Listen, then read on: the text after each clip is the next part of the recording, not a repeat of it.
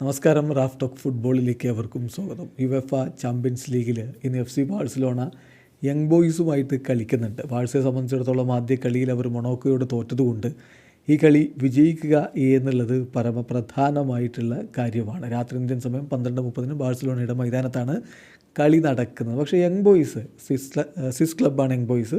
അവരുടെ coach Lamine യമാലിനെ എങ്ങനെ തടയും എന്നതിനെക്കുറിച്ച് ചില കാര്യങ്ങൾ പറയുന്നുണ്ട്. പാട്രിക് റഹ്മാൻ യങ് ബോയ്സിൻ്റെ കോച്ച് പറയുന്നു, ലാമിൻ യമാൽ ഒരു എക്സലൻറ്റ് പ്ലെയറാണ്, പക്ഷേ ഞങ്ങൾ അദ്ദേഹത്തെ ഇൻഡിവിജ്വലി മാർക്ക് ചെയ്യാൻ പോകുന്നില്ല.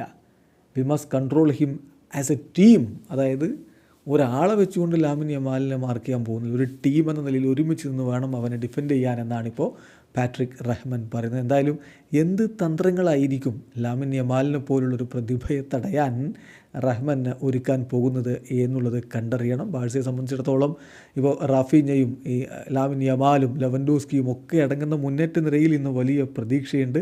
കാരണം അവർക്ക് ഗോൾ വർഷം നടത്തേണ്ടതുണ്ട്. ഇപ്പോൾ ബയേണൊക്കെ കണ്ടില്ലേ, ആദ്യ കളിയിൽ ഗോൾ വർഷം നടത്തിയതിൻ്റെ ബലത്തിലാണ് അവർ പോയിൻ്റ് പട്ടികയിൽ 1-ാം സ്ഥാനത്ത് നിൽക്കുന്നത്. അപ്പം ഇത്തരത്തിലുള്ള ക്ലബ്ബുകളെ ലഭിക്കുമ്പോൾ ഗോൾ വർഷം നടത്താനുള്ള ശ്രമം എന്തായാലും ബാഴ്സയുടെ ഭാഗത്തുനിന്നും ഉണ്ടാകും. എന്താവും കാത്തിരിക്കാം. വീഡിയോ അവസാനിക്കുന്ന ഫുട്ബോൾ ലോകത്തെ കൂടുതൽ വിശേഷങ്ങളുമായി റാഫ് ടോക്സിൽ എത്താം.